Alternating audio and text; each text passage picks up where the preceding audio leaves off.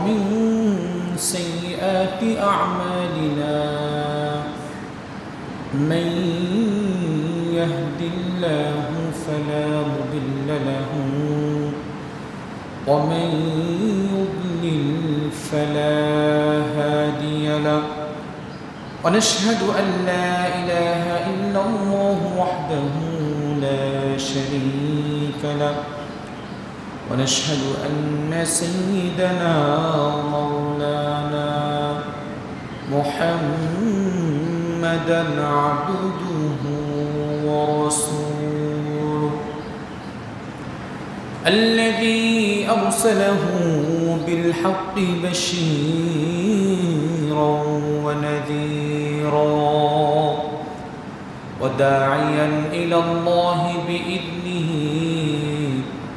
وسراجا وقمرا منيرا أما بعد فأعوذ بالله من الشيطان الرجيم بسم الله الرحمن الرحيم وإن عليكم لحافظين كراما كاتبين صدق الله مولانا العظيم وصدق رسوله النبي الكريم وقال تعالى لقد كان لكم في رسول الله أسوة حسنة لمن كان يرجو الله واليوم الآخر وذكر الله كثيرا وقال النبي صلى الله عليه وسلم البر حسن الخلق أو كما قال عليه الصلاة والسلام سبحانك لا علم لنا إلا ما علمتنا إنك أنت العليم الحكيم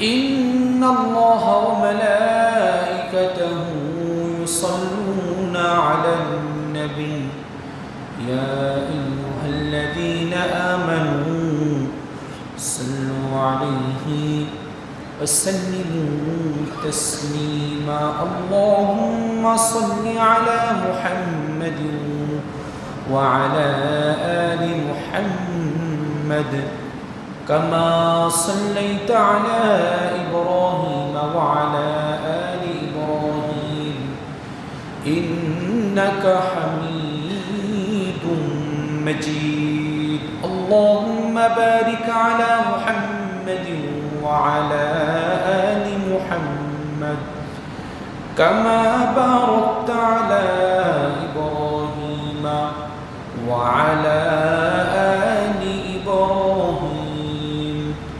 إنك حميد مجيد الحمد لله মহান আল্লাহ রাব্বুল আলামিনের দরবারে শুকরিয়া আদায় করছি যে মহান রব আমাদেরকে আজকের এই বৃষ্টি ভেজা দিনে মহান রবের ইবাদত অন্যতম গুরুত্বপূর্ণ দায়িত্ব বান্দার উপর অর্পিত সালাতুল খামস সালাতুল জুমআ আমাদেরকে আদায় করার জন্য মসজিদ পর্যন্ত পৌঁছে দিয়েছেন সেজন্য মহান রবের দরবারে শুকরিয়া আদান বলি আলহামদুলিল্লাহ আমাদের পক্ষ থেকে লক্ষ কোটি দুরূদ ও সালাম সাইয়্যিদুল মুরসালিন খাতামুন নবিয়্যিন রাহমাতুল লিল আলামিন শফিউল মুজনাবিন জনাব মুহাম্মদ রাসূলুল্লাহ সাল্লাল্লাহু আলাইহি ওয়াসাল্লামের উপর বর্ষিত হোক। প্রিয় উপস্থিতি, আজকের আলোচনার বিষয় হলো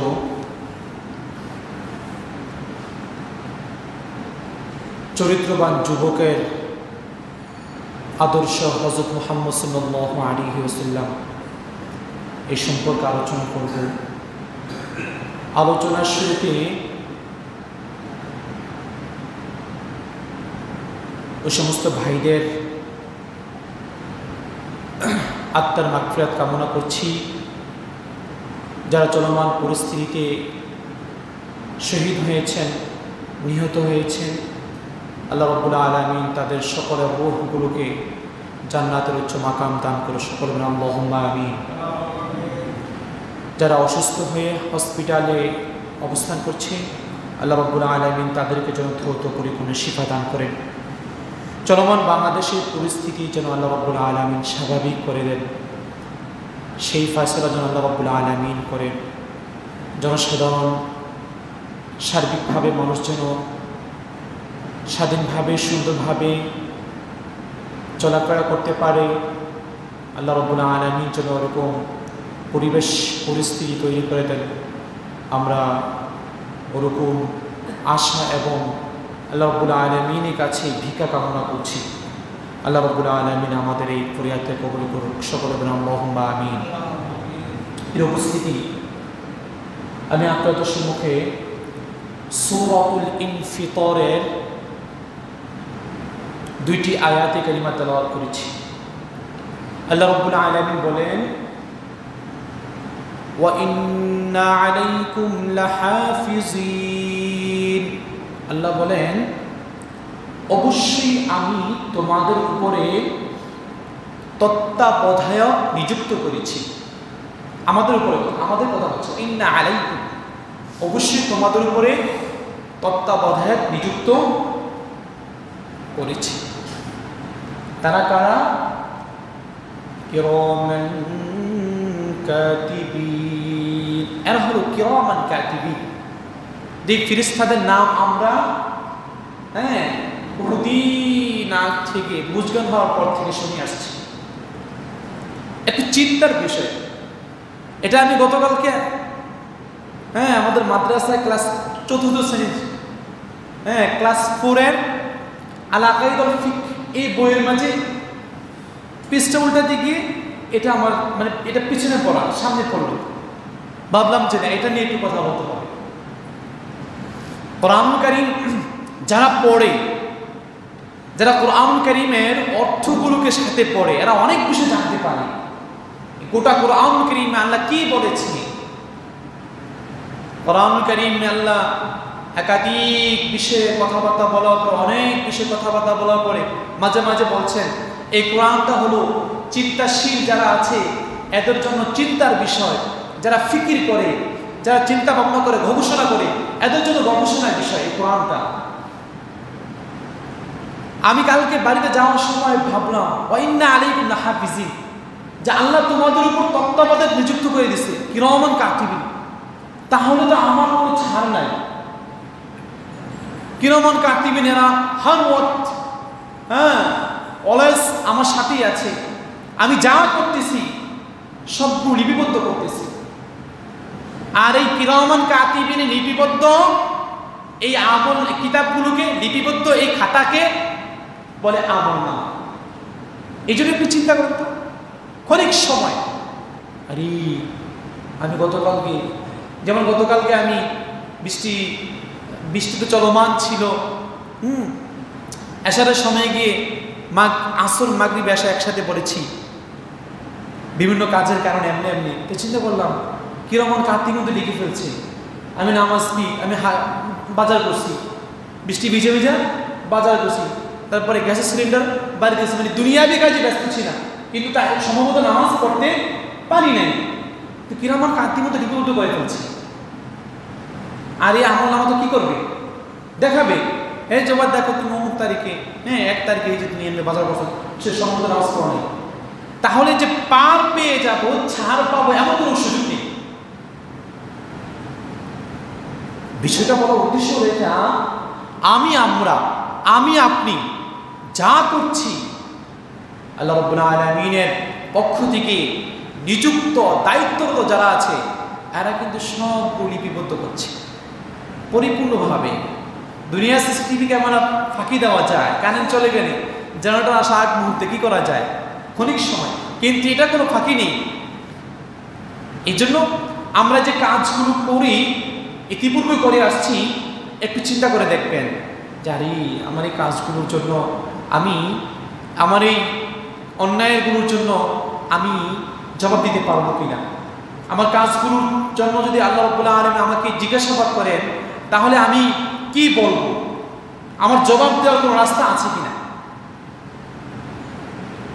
আপনি মারা যাবেন, আপনার ব্যাপারে সহিহ তিরমিজি শরীফে হাদিস আসছে, ইদা উকবুরুল মাইয়িত আতাহু মালাকানি, যখন মাইয়িতকে কবর রাখা হয়, রাখার পরে দুইজন ফেরেশতা আসে, কালো বর্ণের নীল চক্ষু বিশিষ্ট দুইজন ফেরেশতা আসে। আসার পরে তাকে উঠাইয়া বসানোর পরে তাকে তিনটা বিষয় সম্পর্কে জিজ্ঞাসা করে,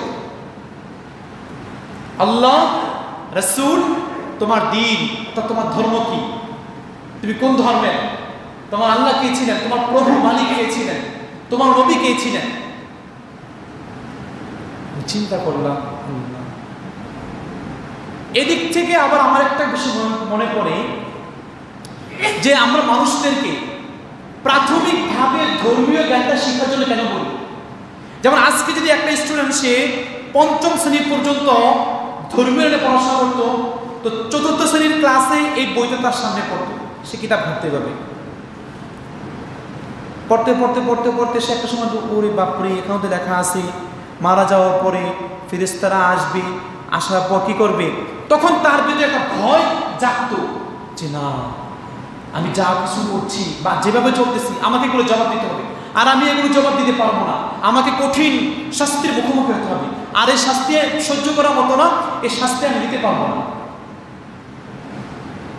আমার কাছে আরো ভালোভাবে বিষয়টা ফিল হলো যেটা ধর্মীয় শিক্ষাটা কেন জরুরি। এই জন্য আমরা যারা যা কিছু করছি হিসাব বিকাশ করে করব, যাতে করে আমার আমল নামা নষ্ট না হয়ে যায়। আমার আমল নামার ভিতরে যদি একটি নেকির পরিবর্তে একটি গুনাহ উঠে যায়, তাহলে গুনাহটা মোচন করতে আমার অনেক কষ্ট হয়ে যাবে। আবার এই গুনাহটা মোচন করার জন্য, ক্ষমা চাওয়ার জন্য সময় নাও তো পেতে পারি। এই জন্য সবসময় কি গুনাহ থেকে বেঁচে থাকে। আল্লাহ রাব্বুল আলামিন আমাদের সকলকে কবুল করুক, আল্লাহুম্মা আমিন।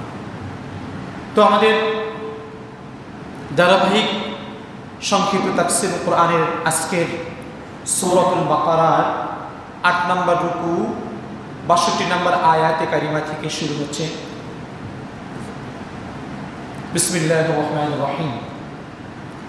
আল্লাহ রাব্বুল আলামিন বলেন, ইন্নাল্লাযীনা আমানু ওয়াল্লাযীনা হাদু ওয়ান-নাসারা ওয়াস-সাবিঈন মান আমানা বিল্লাহি ওয়াল ইয়াউমিল আখির ওয়া আমিলা সালিহান ফালাহুম আজরুহুম ইনদা রাব্বিহিম ওয়ালা খাউফুন আলাইহিম ওয়ালা হুম ইয়াহজানুন।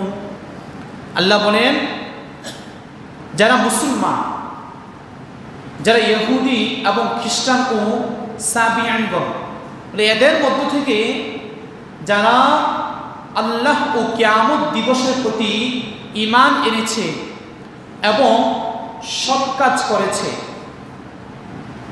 নিশ্চয়ই তাদের জন্য আল্লাহ রাব্বুল আলামিনের নিকট রয়েছে তাদের প্রতিদান, আর তাদের কোনো ভয় নেই, তারা দুঃখিতও হবে না। তাহলে যারা ইহুদি, সাবিঈ, মুসলমান, এদের মধ্য থেকে যারা ঈমান এনেছে, দেখেন আমরা মুসলমান হলাম, আমার দাদাই মুসলমান, আমি মুসলমান। আমি জেনুইন সত্যিকার মুসলমান তখন হব যখন আমি কালিমা পড়ে ইসলামের বিধিবিধানগুলোকে পরিপূর্ণভাবে মানতে শুরু করব। ইসলাম শব্দের অর্থ হলো আত্মসমর্পণ করা। এই ইসলাম থেকে মুসলমান আসছে, ইসলাম শব্দ থেকে মুসলমান। তাহলে মুসলমান কাকে বলে? যে ব্যক্তি তার নিজেকে ইসলামের কাছে আত্মসমর্পণ করে, যে ইসলামের যে বিধিবিধানগুলো আছে এই বিধিবিধানগুলোর কাছে ইসলাম ৫ ওয়াক্ত নামাজ পড়তে বলছে, করব। ইসলাম হারাম জিনিস ভক্ষণ করতে নিষেধ করেছেন, আমি ভক্ষণ করব না। ইসলাম সুদ ঘুষ ইত্যাদি এগুলো ছেড়ে দিতে বলেছেন, বাস আমি গ্রহণ করব না। ইসলাম অন্যায়ভাবে কাউকে গালমন্দ করতে মারামারি করতে নিষেধ করেছে, বাস আমি করব না। এই যে এইভাবে করে সবগুলো বিষয় থেকে নিজেকে আত্মসমর্পণ করা, এটার নাম হলো মুসলমান। কোরআন কারীমের আয়াত কি বলছে? যারা ঈমান মুসলমান সাহাবী ঈমান এনেছে এবং সৎ কাজ করেছে, তাদের প্রতিদান তাদের রবের নিকট রয়েছে, তাদের রব থেকে তারা প্রতিদান পাবে। এই জন্য আমরা যারা মুসলমান, আমরা আমাদের রব থেকে অনেক কিছু আশা করি। আমাদের চাওয়া পাওয়াগুলো, জীবনের স্বপ্নগুলো সব রবের কাছে বলি। এই জন্য সৎ কাজ করতে হবে। ঈমান আনয়ন করার পরে কি সৎ কাজ করা। সৎ কাজের আদেশ যখন আসছে, অটোমেটিকলি অসৎ কাজ থেকে নিষেধ থাকার এটা একটা রুলস চলে আসছে। সৎ কাজ করা মানে কি? অসৎ কাজ থেকে দূরে থাকা। তাহলে যারা ঈমান আনবে, সৎ কাজ করবে, এদের প্রতিদান এদের রবের নিকট, আর তারা চিন্তিত হবে না, দুঃখিত হবে না, তাদের কোনো ভয়ও নেই। এই জন্য যারা ইসলামের ছায়াতলে চলে আসে, এদের কোনো ভয় নেই, দুনিয়া আখিরাতে কোনো রকম কি নেই, ভয় নেই। এরপর আল্লাহ বলছেন, وَإِذْ أَخَذْنَا مِيثَاقَكُمْ وَرَفَعْنَا فَوْقَكُمُ الطُّورَ خُذُوا مَا آتَيْنَاكُمْ بِقُوَّةٍ وَاذْكُرُوا مَا فِيهِ لَعَلَّكُمْ تَتَّقُونَ। এখান থেকে আল্লাহ রাব্বুল আলামিন বিশেষ একটা সম্প্রদায়ের একটি ঘটনা উল্লেখ করছেন। ওই সম্প্রদায় তারা কি করেছিল, এর থেকে আমাদের শিক্ষণীয় কি? আল্লাহ বলেন, وَإِذْ أَخَذْنَا مِيثَاقَكُمْ وَرَفَعْنَا فَوْقَكُمُ الطُّورَ। হে নবী, আপনি স্মরণ করুন ওই সময়ের কথা যখন আমি তোমাদের থেকে অঙ্গীকার নিয়েছিলাম এবং তুর পর্বতকে তোমাদের উপর তুলে ধরেছিলাম। হযরত মূসা আলাইহিস সালামের উম্মার কথা বলছেন। যখন তাওরাত কিতাব আল্লাহ রাব্বুল আলামিন নাযিল করলেন, মূসা আলাইহিস সালামের উম্মা বলতেছেন, না, এই তাওরাত কিতাবের যে বিধিবিধানগুলো আছে, হুকুম আহকামগুলো আছে, এগুলো অনেক ভারী, এগুলো অনেক শক্ত, আমাদের উপর অনেক কঠিন হয়ে যাবে, আমরা এটা পারবো না, আমরা এই রুলসি দিতে পারবো না। মূসা, আপনি আল্লাহর কাছে কি করেন? আপনি একটু আল্লাহ তাআলার কাছে বলেন যে আল্লাহ, এরা ওদের পারতো না। তখন আল্লাহ কয়, না, পারবো না মানে আমার নির্দেশ আমি দিয়েছি। তখন আল্লাহ এদের উপর কি করলেন? তুর পাহাড়কে ধরলেন, হয় তোমরা কি করবা, আমার বিধানকে মানবা, আর না হয় তোমাদের কি করে দিব, পাহাড় চাপা দিয়ে পৃথিবী থেকে নিঃশেষ করে দিব। এই ঘটনা আল্লাহ বলছেন এখানে। যখন আল্লাহ তাআলা এমনটা করলেন, তখন তারা কি করলেন? আচ্ছা, ঠিক আছে, আমরা মানব, ঠিক আছে, আমরা মানব। পৃথিবীতে এমন কিছু সম্প্রদায় ছিল যাদেরকে আল্লাহ তাআলা কি করেছেন, আল্লাহ চাইলে আরো অন্যভাবে কি করতেন, দিতে পারতেন, হ্যাঁ, শাস্তি দিতে পারতেন, বা তাদেরকে তাদের দিলটাকে, তাদের মনটাকে এগুলো মানার জন্য কি করে দিতেন, আল্লাহ রাব্বুল আলামিন ঘুরিয়ে দিতেন। কিন্তু অভ্যন্তরীণভাবে ঘোরানোটা আল্লাহ তাআলারই ছিল, কিন্তু এভাবে শাস্তির মাধ্যমে করে শিক্ষা দিতে যাচ্ছেন যে কোনো সম্প্রদায় যদি এমনটা করে, আল্লাহ তাআলা এদেরকে এভাবে কি করবেন, আযাবের মাধ্যমে রেখে তাদের দিলটাকে পরিবর্তন করে আল্লাহর বিধানগুলো মানাবেন। আল্লাহ সেই কথাই বলছে, খুযু মা আতাইনাকুম বিকুওয়াতিন ওয়াযকুরু মা ফীহি লাআল্লাকুম তাত্তাকুন। যে আমি তোমাদের যে কিতাব দিলাম তা দৃঢ়ভাবে ধরো এবং যা কিছু তাতে রয়েছে তা স্মরণ করো, যাতে তোমরা নাফরমানি থেকে বাঁচো। হযরত মূসা আলাইহিস সালামের সম্প্রদায় সেগুলোকে গ্রহণ করলেন, অতঃপর আল্লাহ তাআলা তাদেরকে আযাব থেকে রক্ষা করলেন। অতঃপর আল্লাহ বলছেন, সুম্মা তাওয়াল্লাইতুম মিন বা'দি যালিক ফালাউলা ফাদলুল্লাহি আলাইকুম ওয়া রাহমাতুহু লাকুনতুম মিনাল খাসিরিন। এরপর তোমরা ফিরে গেলে, অতএব যদি তোমাদের উপর আল্লাহর অনুগ্রহ ও মেহেরবানি না হতো তবে নিশ্চয়ই তোমরা ধ্বংস হয়ে যেতে। আমরা প্রতিনিয়ত আল্লাহ রাব্বুল আলামিনের অসংখ্য নাজ-নিয়ামত, অসংখ্য অনুগ্রহ ভোগ করছি, করার পরও আল্লাহ রাব্বুল আলামিনের বিধানগুলো আমরা কি অধিকাংশ সময় কি ছেড়ে দিচ্ছি। এত ছাড় দেওয়ার পরেও আল্লাহ আমাদেরকে, আর আমরা এত নাফরমানি করার পরও আল্লাহ আমাদেরকে সুস্থ রেখেছেন, সবকিছু সার্বিকভাবে ভালো রেখেছেন। এটার নামে কি? রহমান। রহমানের পরিচয় এটাই। অতঃপর আল্লাহ বলেন, ওয়ালাকাদ আলিমতুমুল্লাযীনা ইহতাদাউ মিনকুম ফিস সাবতি ফাকুলনা লাহুম কুনু কিরাদাতান খাসিন। নিশ্চয়ই তোমরা ভালোভাবেই অবগত আছো, ভালোভাবেই জানো, তোমাদের মধ্যে যারা শনিবার সম্পর্কে সীমা লঙ্ঘন করলো, অতঃপর আমি ওদেরকে বলেছিলাম তোমরা লাঞ্ছিত বানর হয়ে যাও, তারা বানর হয়ে গেল। হযরতে বনী ইসরাঈলের জন্য এই একটা দিন নির্ধারিত ছিল যে এরা শনিবার দিন শুধুমাত্র আল্লাহ রাব্বুল আলামিনের কি করবে?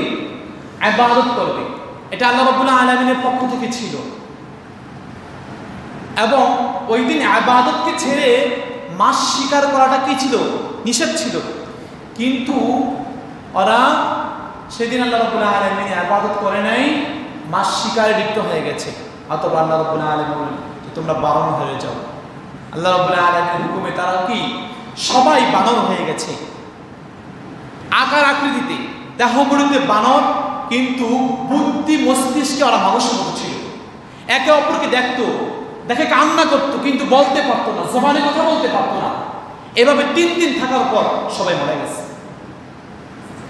আল্লাহ রাব্বুল আলামিন চাইলে কি করতে পারে? মানুষকে যে কোনো আকৃতিতে ধারণ করাতে পারে। এটা আল্লাহ রাব্বুল আলামিনের শাস্তি। তাই বলে আমার এটা ভাই বললাম, মনে হয় আমাদের আজ থেকে 5-7 বছর বা 10-15 পুরুষ আগে করে বানানো হয়েছে না। একটা বিষয় ক্লিয়ার হয় না, বনী ইসরাঈল সম্প্রদায় যে বানর হয়েছিল, আল্লাহ রাব্বুল আলামিন এদেরকে বানর বানিয়েছেন এদের সীমা লঙ্ঘনের কারণে। দেখেন কোরআন কারীম অন্য আরেক জায়গায় আসছে, আল্লাহ বলেন ইন্নাল্লাহা লা ইউহিব্বুল মু'তাদিন, যে আল্লাহ রাব্বুল আলামিন সীমা লঙ্ঘনকারীদেরকে পছন্দ করেন না। তো কেউ যদি সীমা লঙ্ঘন করে যে কোনো ব্যাপারে, আল্লাহ কিন্তু তাকে পছন্দ করে না। আল্লাহর রহমত তার থেকে উঠে যায়। বনী ইসরাঈল সম্প্রদায় বানর আল্লাহ বানাইছে, এরা দেহগুলিতে বানর হয়ে গেছে, কিন্তু দামাগে মানুষের মতো কি ছিল? বুদ্ধি ছিল। এভাবে ছিল কয়দিন? 3 দিন ছিল। কয়দিন? 3 দিন ছিল। 3 দিন থাকার পর সবাই মারা গেছে। আর চলমান যে প্রাণী হিসেবে আমরা যে বানর চিড়িয়াখানা বা আমাদের চোখে বিভিন্ন সময় পড়ে, এই বানরকে আল্লাহ তাআলা কিরাদাতুন নামে একটা বানর, একটা প্রাণী হিসেবে বানিয়েছেন আলাদাভাবে। তার মানে মানুষ বানর থেকে না, বানর থেকে মানুষ, এমনটা না। ওই বানর সৃষ্টিগতভাবে মূলগতভাবে বানর, আর মানুষ থেকে যে বানর হয়েছে ওই বানর 3 দিন থাকার পরে কি গোটা সম্প্রদায় আল্লাহ তাআলা কি করেছেন? তাদেরকে মৃত্যু দিয়ে পৃথিবী থেকে নিঃশেষ করে দিয়েছেন। তাহলে এখানে একটা শিক্ষা হলো, আল্লাহ বলছেন তোমরা শনিবার দিনে ইবাদত করবা, মাছ শিকার করবা না। কিন্তু বনী ইসরাঈল ইবাদত না করে মাছ শিকার করার কারণে, সীমা লঙ্ঘন করার কারণে আল্লাহ এদেরকে বানরে কি করে দিয়েছে? রূপান্তরিত করে দিয়েছে। আমাকে আপনাকে যে অন্যভাবে শাস্তি দিবে না, এটা তো কোনো গ্যারান্টি নাই। এমন কোনো আছে না কোরআনের মধ্যে আসছে অন্য জায়গায় মোহাম্মদে যদি কি সীমা লঙ্ঘন করে হ্যাঁ কোনো শাস্তি মাস্তি দিব না? হ্যাঁ, চলমান পৃথিবীতে অনেক সময় আমরা দেখি ইন্টারনেটের মাধ্যমে এমন অনেক বিষয় আমাদের চোখের সামনে আসে যে এটা কিভাবে সম্ভব। হ্যাঁ হ্যাঁ, আপনি বলতে পারেন যে প্রাকৃতিক দুর্যোগ, আল্লাহ তাআলা গজব, আযাব, হ্যাঁ বিভিন্ন জিনিস এমন মানে পরিবর্তন হয়, আল্লাহ পরিবর্তন করে, যেটা মানুষের জন্য শিক্ষণীয়। এই জন্য বুঝতে হবে যে এটা কেন হলো। যারা চিন্তাশীল আছে এরা কিন্তু গবেষণা করবে, অ্যানালাইসিস করবে যে আরে এটা কেন হলো, তাদের পূর্বে ইতিহাসে কি ছিল, তারা কি করেছিল, কেনই বা এমনটা হলো। এই জন্য চিন্তা করতে হবে। এরপর আল্লাহ বলছেন ফাজআলনাহা নাকালান লিমা বাইনা ইয়াদাইহা ওয়া মা খালফাহা ওয়া মাউইযাতান লিল মুত্তাকিন। ফাজআলনাহা, আমি এই ঘটনাকে বানিয়েছি। কোন ঘটনাকে? বনী ইসরাঈলের যে একটা ঘটনা আছে, আল্লাহ বলতেছে আমি এই ঘটনাকে শিক্ষার বিষয় বানিয়েছি। কাদের জন্য? যারা সেখানে ছিল তাদের জন্য, এবং পরবর্তীদের জন্য। এবং আমি এই ঘটনাকে উপদেশ বানিয়েছি আল্লাহ ভীরুদের জন্য। চিন্তা করে দেখেন, ফাজআলনাহা, আমি এই ঘটনাকে শিক্ষার বিষয় বানিয়েছি তৎকালীন যুগে যারা ছিল তাদের জন্য, পরবর্তীর জন্য, এবং আমি এই ঘটনাকে উপদেশ বানিয়েছি খোদা ভীরু যারা আছে, মুত্তাকি আল্লাহ ভীরু যারা আছে এদের জন্য। একজন মুত্তাকি সে চিন্তা করবে, বনি ইসরাঈলকে আল্লাহ ধ্বংস করে দিয়েছে। বনি ইসরাঈল যখন মুসা আলাইহিস সালাম ছিল, ফেরাউন ছিল, ফেরাউন যত শক্তিশালী হোক, যত কিছু হোক, কিন্তু আল্লাহ রাব্বুল আলামিন ধ্বংস করে দিয়েছে। হ্যাঁ, অনুরূপভাবে প্রতি যুগে যুগে কি হক আর বাতিল ছিল, তারপরে কি একটা দল কুফফার দল খুব শক্তিশালী ছিল, আর জুলুম নির্যাতন অনেক বেশি করেছে, সীমালঙ্ঘন করেছে। একটা সময় আল্লাহ তাদেরকে দুলিশাত করে দিয়েছে। গোটা পৃথিবীর মানুষগুলো তাদের নামগুলো শুনে, তাদের ওই স্থানটা দেখে, কিন্তু এদের পরিণতিগুলো মানুষ ভাবে। এজন্য এই যে একটা বিষয়, আল্লাহ খোদা বিরোধীর জন্য কি করেছেন, বিষয়টাকে উপদেশ বানিয়েছেন। আরবিতে একটা বাক্য আছে, কিসাসুল আউয়ালিন মাওয়াইজুল আখির, পূর্ববর্তীদের ঘটনা পরবর্তীর জন্য শিক্ষণীয়। এই জন্য আজ থেকে 100 বছর পূর্বে কি ঘটেছিল, কোন সম্প্রদায় ধ্বংস হয়ে গিয়েছে, কেন হয়েছে, এই ঘটনা পরবর্তীর জন্য কি শিক্ষণীয়। যে আজ থেকে 10 বছর পূর্বে এমনটা হয়েছে, অতএব আজ চলমান সামনে আমাদের সামনে এমনটা আসছে, এমনটা করা যাবে না। আর এমনটা করার কারণে তাদের ফলাফলটা এমন হয়েছে। এই জন্য শিক্ষা নিতে হবে কোরআন কারীম থেকে। এরপর আল্লাহ রাব্বুল আলামিন বলছেন ঐতিহাসিক একটি ঘটনা, যে বনী ইসরাঈলের মাঝে একজন লোক মারা গিয়েছে। আল্লাহ বলেন যে তোমরা একটা গরু জবাই দাও, জবাই দেওয়ার পর ওই গরুর লেজটাকে করো, ওই মানুষের ছোঁয়াও, অতঃপর ওই ব্যক্তি আল্লাহ রাব্বুল আলামিনের হুকুমে জীবিত হয়ে তাকে যে হত্যা করেছে তার নাম বলে দিবে। বনী ইসরাঈল সম্প্রদায় মারাত্মক খুব ডেয়ারিং ছিল, আর একের পর এক প্রশ্ন করে যে নবী গরুটা কেমন, বয়স কম না বেশি, রং কেমন, দাঁত কয়টা পড়ছে, ইত্যাদি ইত্যাদি ঘটনা। পরে আল্লাহ তাআলা এমন এক গরুর কথা বলছে, যেই গরু অনলি পৃথিবীতে মাত্র একটাই ছিল। এই গরু ওদের খুঁজতে খুঁজতে খুঁজতে খুঁজতে এত সময় লাগছে। সেই ঘটনাটা এখানে এনে আমাদেরকে কি মেসেজ দিচ্ছে আমরা একটু শুনি। আল্লাহ বলছেন, وَإِذْ قَالَ مُوسَى لِقَوْمِهِ إِنَّ اللَّهَ يَأْمُرُكُمْ أَن تَذْبَحُوا بَقَرَةً وَإِذْ قَالَ مُوسَى لِقَوْمِهِ। হে রাসূল, আপনি স্মরণ করুন ওই সময়ের কথা যখন মুসা আলাইহিস সালাম তার সম্প্রদায়কে বলেছিল, ইন্নাল্লাহা ইয়া'মুরুকুম, যে নিশ্চয়ই আল্লাহ তোমাদের জন্য, আল্লাহ তাআলা তোমাদেরকে নির্দেশ দিয়েছেন, আদেশ করেছেন, আন তাযবাহু বাকরা, একটি গরু জবাই করো। বাস আল্লাহর নির্দেশ ছিল এই একটা গরু জবাই করে দাও। এখন ওরা প্রশ্ন শুরু করছে, গরুটা কেমন, বয়স্ক না অবয়স্ক, এবার একের পর এক প্রশ্ন। ক্বালু আতাত্তাখিযুনা হুজুয়া, তারা বলল যে আপনি কি আমাদের সাথে ঠাট্টার পাত্র বানাচ্ছেন, আপনি কি আমাদের ঠাট্টার পাত্র বানাচ্ছেন? একজন ব্যক্তি মারা গেছে, আপনি বলতেছেন যে আপনার রব বলছে একটা গরু জবাই দাও। হ্যাঁ, ঠাট্টা, আপনি কি আমাদের ঠাট্টা করছেন? মুসা আলাইহিস সালাম বলছেন, ক্বালা আউযু বিল্লাহি আন আকুনা মিনাল জাহিলিন, আমি আল্লাহর আশ্রয় নিচ্ছি অজ্ঞদের অন্তর্ভুক্ত হওয়া থেকে। কি করবেন, আস্তাগফিরুল্লাহ, আমি নবী কেন আপনাদের সাথে ঠাট্টা করবো? আমি ঠাট্টা করছি না, বরং আমি আল্লাহর নির্দেশটাই কি আপনাদের কাছে বলছি। এরপরে সজাগ করছে, আমি যদি এসে একটা আজগুবি কথা বলি তবু কি করবি, আরে মশকরা করতেছেন নাকি? আমি বললাম না ভাই, আস্তাগফিরুল্লাহ, আমি আপনার সাথে মশকরা করবো কেন? তখন একটু যারা আমার মুখাতাব আছে, হ্যাঁ, যারা কি শ্রোতা আছে, আর শুনতো না, হুজুর আস্তাগফিরুল্লাহ বলছে, তার মানে কথাটা গুরুত্বপূর্ণ। ক্বালু উদউ লানা রাব্বাকা ইউবাইয়্যিন লানা মা হি, তারা বলল, ওই সম্প্রদায় বলছে, মুসা আপনি আমাদের জন্য আপনার রবের নিকট প্রার্থনা করুন, তিনি যেন আমাদেরকে বলে দেন সেই গরুটি কেমন হবে। মাহিয়া বাকারাতুন মাহিয়া, মুন্নাস আসছে, যে গরুটা কেমন হবে একটু কই দিতে কর। قال إنه يقول إنها بقرة لا فارض ولا بك। মুসা আলাইহিস সালাম বললেন, আল্লাহ কইছে তা এমন একটি গরু যা বৃদ্ধ নয় আবার অল্প বয়স নয়, অর্থাৎ বৃদ্ধ এবং অল্প বয়স উভয়ের মাঝামাঝি এমন একটা গরু। আওয়ানুম বাইনা যালিক ফাফআলু মা তু'মারুন, বরং মধ্যবর্তী, এখন তোমরা যা আদেশ, তোমাদেরকে যা আদেশ করা হয়েছে তা করে ফেলো। আবার প্রশ্ন করতেছে, ক্বালু উদউ লানা রাব্বাকা ইউবাইয়্যিন লানা মা লাউনুহা, তারা বলল মুসা আলাইহিস সালাম, আপনি আপনার রবের কাছে আমাদের জন্য প্রার্থনা করুন, আপনার রবকে জিজ্ঞাসা করেন এই গরুর রংটা কেমন। আমাদের মাঝে কিন্তু এক শ্রেণীর লোক আছে, হুজুর কি হয়েছে ভাই, এখানে রয়েছে, কেমনে হইল, কেমনে হয়েছে, আবার তো ওই ঘটনা ঘটলে আপনাকে জিজ্ঞাসা করা যাবে। একটা ঘটনা মনে পড়ে গেল, এক লোক আসছে এনাকে এই যে বন্দুক দিয়ে মেরে ফেলছে, কবে কেন বুঝলাম না, বুঝলেন না, কাজ নিয়ে দিকে আসেন, বন্দুক ধরছে, মারছে, মারা যাওয়ার পর ভাই কোন আপনি বুঝছেননি, মানে একের পর এক প্রশ্ন, একের পর এক প্রশ্ন। আল্লাহ বলছে একটা গরু জবাই করে দাও, খালাস শেষ। গরু জবাই করে দিলে কি ঘটনা শেষ হয়ে যেত। এখন বলছে গরুটা কেমন নেব, অল্প বয়স্ক, অল্প বয়স্ক অল্প গেছে, গরুটার রং কেমন নেব। হে মুসা, আপনি আমাদের জন্য আপনার রবের নিকট প্রার্থনা করুন, জিজ্ঞাসা করুন যে গরুর রংটা কেমন নেব।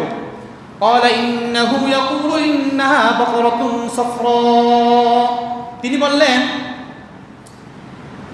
মুসা আলাইহিস সালাম বললেন যে আল্লাহ বলছেন তা একটি হলুদ গরু যার রং খুব গাঢ়, যা দর্শককে আনন্দিত করে, ফাকিউল লাউনুহা তাসুরুন নাযিরিন, দর্শককে আনন্দিত করে, এমন এক গরুর কথা বলছে। এরপর আবার বলতেছে ক্বালু উদউ লানা রাব্বাকা ইউবাইয়্যিন লানা মা হি, তারা বলল হে মুসা, আপনি আমাদের জন্য আপনার রবের নিকট প্রার্থনা করুন, ইন্নাল বাকরা তাশাবাহা আলাইনা ওয়া ইন্না ইনশাআল্লাহু লামুহতাদুন, যে তিনি যেন আমাদেরকে বলে দেন সেটি কি প্রকারের, গরুটি কোন প্রকারের। কেননা গরুটি আমাদের কাছে ইন্নাল বাকরা তাশাবাহা আলাইনা, গরুটি আমাদের কাছে সন্দেহযুক্ত আছে, সবকিছু বলার পর এখন একটু সন্দেহ আছে, কোন প্রকারের আরেকটু বলতে কোন লাগে। ওয়া ইন্না ইনশাআল্লাহু লামুহতাদুন, আর যদি আল্লাহ তাআলা ইচ্ছা করেন অবশ্যই আমরা কি সে পথ পেয়ে যাব। অতঃপর আল্লাহ বলছেন قال إنه يقول إنها بقرة لا ذلول تثير الأرض ولا تسقي الحرث, গরু অনেক প্রকার হয় না, একটা আছে যারা আমরা গরুর কি লালন পালন করি, ঘরের ভিতরে রাখি এগুলাকে, আরেকটা আছে চাষাবাদ করাই। হ্যাঁ, এই চাষাবাদের গরু নাকি একদম ঘরের ভিতরে থাকুন না, গরু কোনটা, এই ব্যাপারে প্রশ্ন করছে। তখন মুসা আলাইহিস সালাম বলতেছেন, আল্লাহ বলছে তেমন এক গরু যা কারো বশীভূত না, ঠিক আছে, এটাতে কোনো কাজ করানো হয় নাই, যা জমিনে চাষ করে এবং খেতেও পানি দেয় না, নিখুঁত, যাতে কোনো প্রকার দাগ নেই।